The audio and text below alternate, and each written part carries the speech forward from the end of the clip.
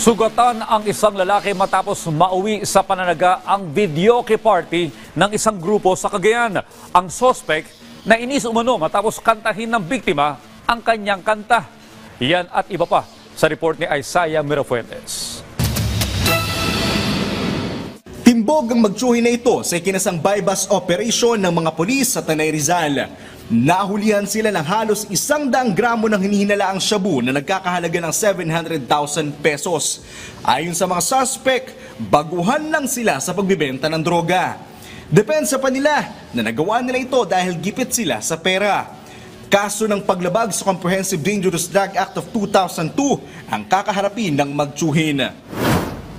Nawi sa pananaga ang videoke party ng isang grupo sa Bagao, Cagayan. Na-ospital ang biktima matapos tagain ng isang lalaki. Ang dahilan, napiko ng suspect dahil kinanta ng biktima ang kanyang favorite song. Lumalabas, nakakantahin pa lang sana ng nanaga ang kanyang song. Nagpapagaling na ang biktima sa mga tinamo niyang sugat. Posibleng maharap sa kasong frustrated murder ang suspect. Sa Maguindanao del Norte, arestado sa ikinasang entrapment operation ng mga pulis ang 2 lalaki dahil sa iligal na pagbibenta ng baril. Nakuha sa mga suspect ang isang M16 rifle at mga bala. Maharap ang dalawa sa paglabag sa unlawful sale of firearms and ammunition. 8 mangingisda ang nagsurrender ng hinihinalaang shabu sa mga pulis sa Subic, Zambales.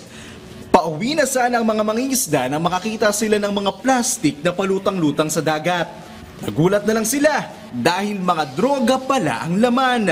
Aabot sa halos 2 kilo ang droga na aabot sa 12 million pesos ang halaga. Isaiah Mirafuentes para sa Pambansang TV sa Bagong Pilipinas.